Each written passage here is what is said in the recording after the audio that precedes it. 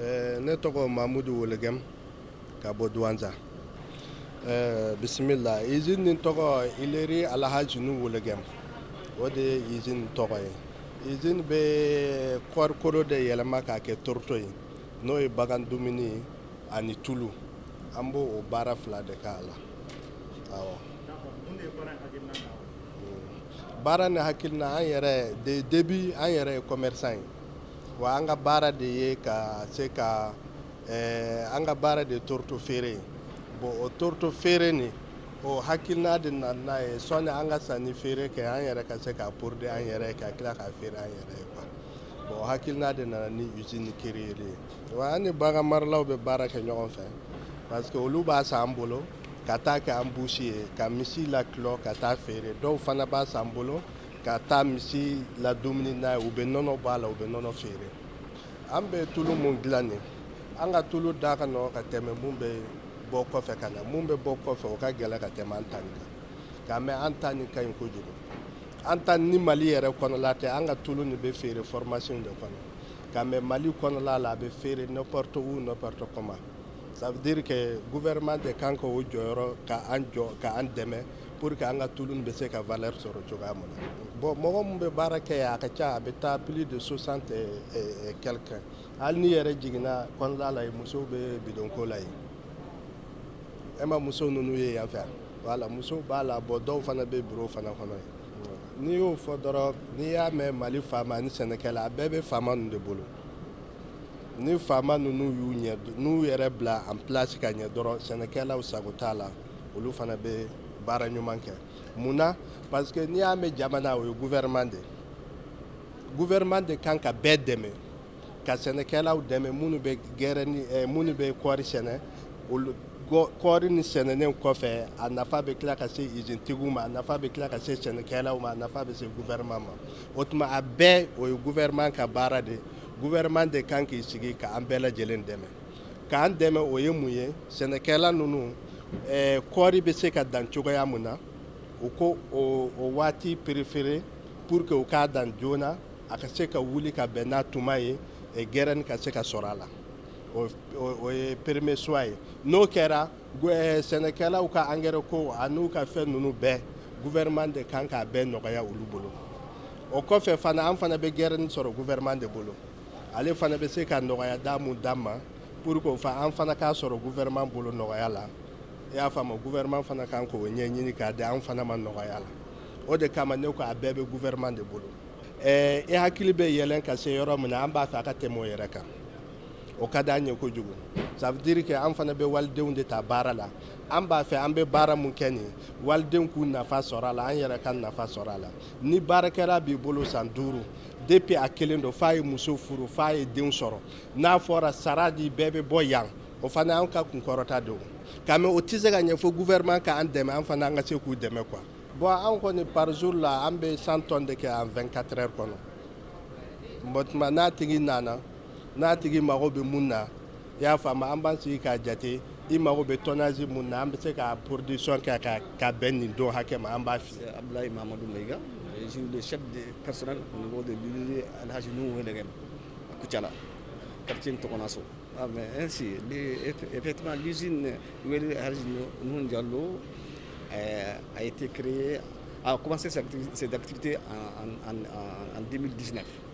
C'est une nouvelle unité industrielle qui le promoteur, vu la crise multidimensionnelle qu'a connue le Mali en 2012, le gars, pour préserver ses biens, il s'est déplacé de Douanza pour venir installer cette unité industrielle. Ouais. C'est pour préserver ses biens à cause de la sécurité qui prévaut là-bas. Donc il a eu l'idée de venir installer cette unité industrielle au niveau de Koutiala. Ça trouvait que déjà, il était dans le commerce général et dans le temps, il venait régulièrement payer de l'allemand bétail au niveau de l'ICOMA. Et voilà comment il a été inspiré. Donc il connaît déjà la zone, il sait que l'activité de la transformation de la graine de coton s'est faite dans la zone. Donc il avait déjà l'idée. Voilà comment il est venu en 2019.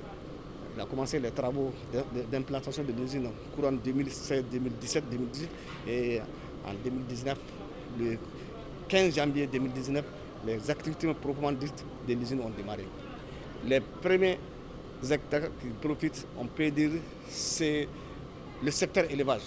Parce que la production, comment dirais-je, la denrée alimentaire que nous produisons, qui est l'aliment bétail, ensuite l'huile aussi. On produit de l'aliment bétail qui concerne directement l'élevage. Donc il y a des acteurs, des coopératives d'éleveurs qui viennent payer l'aliment bétail. Il y a aussi en dehors de ça aussi, il y a des professionnels du secteur d'élevage qui sont impliqués dans la commercialisation de l'aliment bétail. Et là, c'est quoi? L'aliment bétail, d'abord, elle vient comme aliment d'appoint pour les animaux. Ensuite, elle sert aussi dans l'embauche paysanne. Elle est très prisée dans ce domaine-là. Donc, voilà les deux secteurs dont je peux vous donner l'importance de l'aliment bétail sur ces deux activités-là. Maintenant, l'huile rentre dans la consommation familiale au niveau des ménages. Et là, l'huile qui est là, notre huile, en tout cas, jusqu'à preuve du contraire, on a trouvé l'huile, elle est de bonne qualité. Parce que, au moins, périodiquement, les contrôles se font au niveau du laboratoire national et au niveau du secteur de Ségou. Et là, indéniablement, on ne peut pas douter de la qualité de notre huile. Maintenant, l'appel que nous avons un problème de ravitaillement en matière première, la matière première qui est la graine. Au niveau du Mali, tout le monde sait que la graine, aujourd'hui avec la profilation des usines, la graine, elle est insuffisante. On est obligé d'importer de la graine de l'extérieur. Pour cela, il faudrait l'apport des autorités pour alléger certaines taxes au niveau de l'importation, pour qu'au moins les professionnels de cette activité-là soient en mesure de trouver un résultat positif qui impacte eux-mêmes et ensuite la population. Aujourd'hui, au niveau de ces usines-là, on sait qu'on appelle les déchets. Les déchets là aussi sont beaucoup utilisés au niveau des femmes.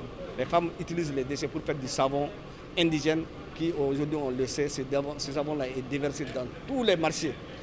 Au niveau de toutes les régions, on trouve le savon indigène qui est issu de cette graine-là. Et là, ça crée des multi-emplois.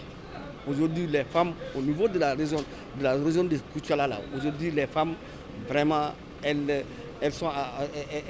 arrivent au moins à se créer des revenus monétaires à partir de ces résidus de graines. Youssouf Sissé, ne ka baara ne raffineur ye ka ne ka baara tulu dilan voilà.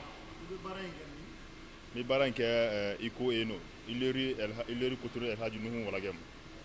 I ka baara in i da don a ɲɛ la a bɛ kɛ cogo di i ka baara fɛn in bɛ bɔ mun de la i ka baara in yɛrɛ résultat ye. Bon ne ka baara in yɛrɛ matière principale o bɛ bɔ kɔɔri de la kɔɔri donc kɔɔri kolo o y'an ka matière principale fɔlɔ.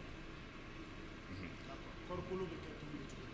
Kɔɔri kolo bɛ kɛ tulu ye cogo min na n'a sera an fɛ usine na a bɛ na presse la n'a nana presse la donc presse b'a si ka turuto bɔ a la tulu bɛ na anw fɛ ni tulu nana anw fɛ donc an bɛ tulu ta dingɛ kɔnɔ ka yɛlɛ kivu kɔnɔ ka netara kɛ quoi bon netara kɛtɔ an bɛ biti sama fo ka bila an ka niveau la donc na niveau min bɛ yen sɛgɛsɛgɛ min kan ka k'a la an b'o calculer an b'o k'a la ka netara kɛ donc ka nɔgɔ ni tulu bɔ ɲɔgɔn na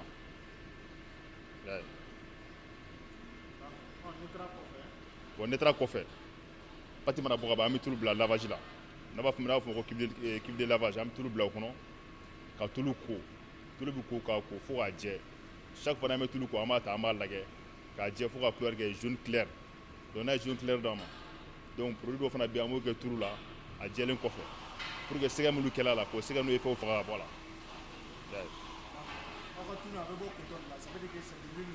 Voilà, c'est l'huile naturelle, le coton.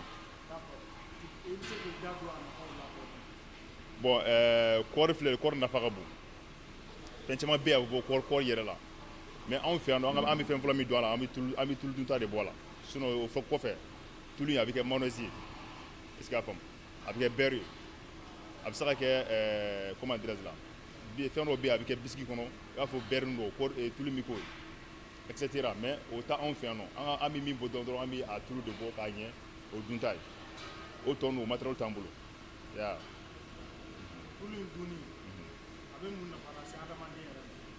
Bon tulu nafa ka bon adamadenya la ɲɛnamaya kɔnɔna na kosɛbɛ surtout kɛrɛnkɛrɛnnenya la kɔɔrikolo tulu yɛrɛ a nafa ka bon. tulu min bɛ dilan an fɛ yan o de y'an ka tulu dunta ye. Awɔ. Parce que a bɛ bɔ an ka sɛnɛfɛnw. aw ka tulu in kɔnɔ tulu wɛrɛw bɛ bɔ kɔfɛ.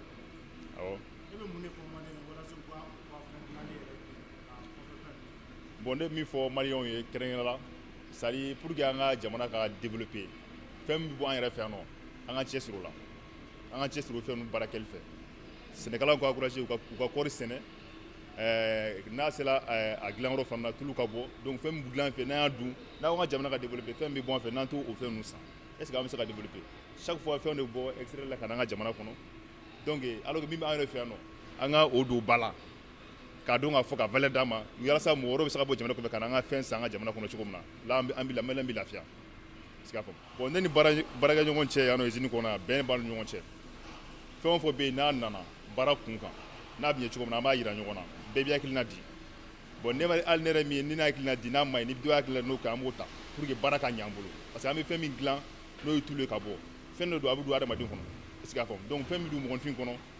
o kan ka sɛgɛsɛgɛ ka ɲɛ kosɛbɛ yan'a ka bɔ donc erreur man ka y'a la parce que an bɛ siran o de ɲɛ erreur man ka y'an ka baara la k'a fɔ ko an ka tulu de taala yen fɛ a ye mɔgɔ bana an b'o bɛɛ éviter est-ce que a faamu baara kɔnɔna na formation min kɛla an kun k'an kalan tulu in dilanli la n'an ma tɛmɛ o niveau kan an tɛ jigin o duguma voilà.